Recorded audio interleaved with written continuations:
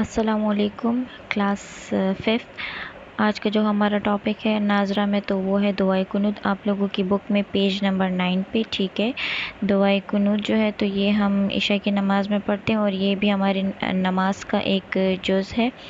جس طرح ہم نے نماز کو پڑھنا ہے، اس کو یاد کرنا ہوتا ہے، حفظ کرنا ہوتا ہے، اس کا ترجمہ، اس کے معنی سمجھنے ہوتے، تو اسی طرح دعائے قنوت بھی ہے، کیونکہ یہ ہم عشاء کی نماز میں وتر رکعت میں پڑھتے ہیں۔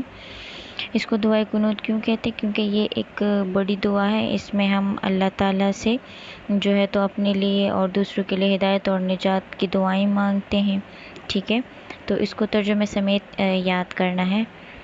بسم اللہ الرحمن الرحیم۔ اللہم، اے اللہ، انا نستعینک، ہم تجھ سے مدد چاہتے ہیں، ونستغفرک، اور تجھ سے ہی معافی مانگتے ہیں، ونؤمن بک، اور تجھ پر ہی ایمان لاتے ہیں، ونتوکل علیک، اور تجھ پر ہی بھروسہ رکھتے ہیں، ونثنی علیک الخیر، اور تیری بہت ہی اچھی تعریف بیان کرتے ہیں، ونشکرک، اور تیرا شکر ادا کرتے ہیں، ولا نکفر، اور تیری ناشکری نہیں کرتے، ونخلع، اور الگ کر دیتے ہیں، ونترک، اور چھوڑ دیتے ہیں یا ہٹا دیتے ہیں یا دور کر دیتے ہیں، من یفجرک، اس شخص کو جو آپ کی نافرمانی کرے۔ اللہم، اے اللہ، ایاک نعبد، ہم تیری ہی عبادت کرتے ہیں،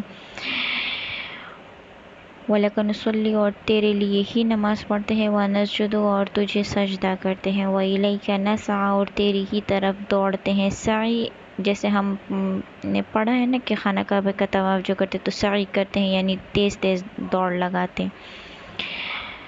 وَنَحْفِدُ، اور حاضر ہوتے ہیں، وَنَرْجُو رحمتک، اور تیری رحمت کے امیدوار ہیں، یعنی اے اللہ ہم تجھ سے تیری رحمت کی امید رکھتے ہیں، وَنَخْشَىٰ عَذَابَکَ، اور تیرے عذاب سے ڈرتے ہیں، اِنَّ عَذَابَکَ، بے شک تیرا عذاب جو ہے تو بالکفار، کافروں کو ملحق ہو، ملنے والا ہے، یعنی ان کے ساتھ ملحق ہے، یعنی کافروں کو ضرور ملنے والا ہے، یعنی کافر سے مراد کہ جو اللہ تعالیٰ سے انکار کرتا ہے، اللہ تعالیٰ سے جو ہے تو کفر کرتے، ٹھیک ہے۔